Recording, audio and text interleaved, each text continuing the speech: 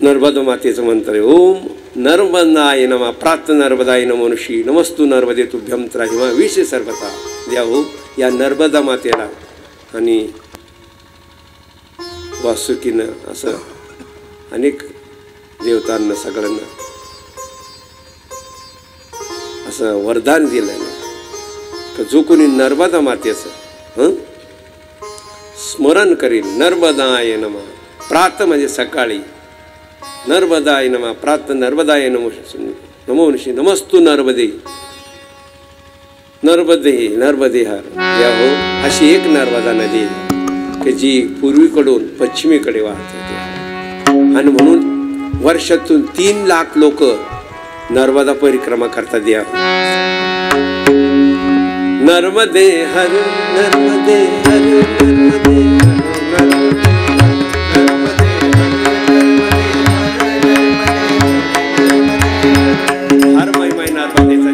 नर्मदे नर्मदे हर.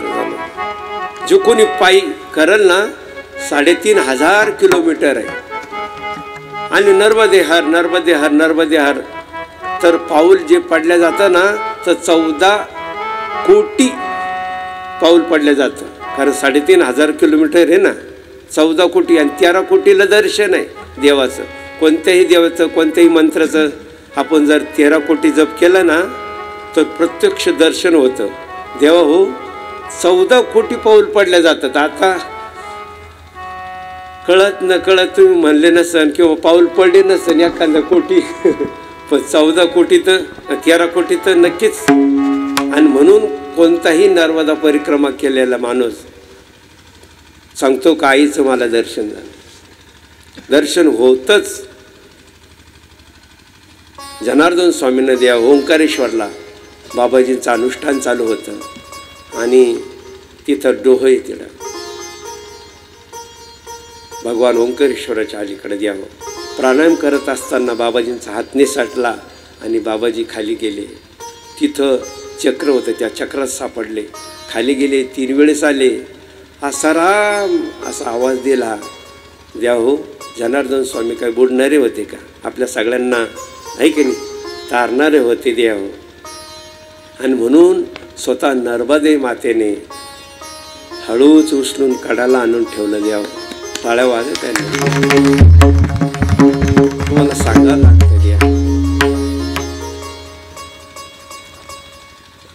केव्हा आपल्याला कळायचं. द्या 7 दिवस हेच सांगायचं का असं काही असं झालं विशेष असलं का आपण तिथं दाद द्यायचं.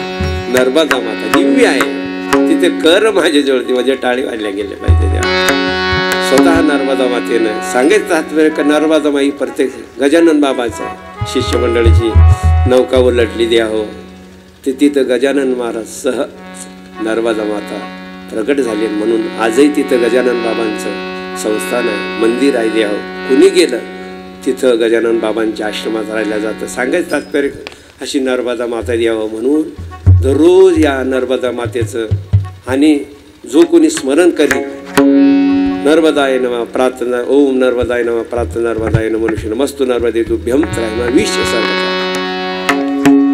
जो विधी म्हणाल, जो नर्मदेचं स्मरण करील त्याला जे विषारी विष सर्पता विषारी सापाचं विष लागणार नाही. द्यावं. एक तर दिसणारच नाही आणि दिसलं तर डसणार नाही, डसलं बी तर विष लागणार नाही असं त्या श्लोकाचा अर्थ आहे. द्यावं.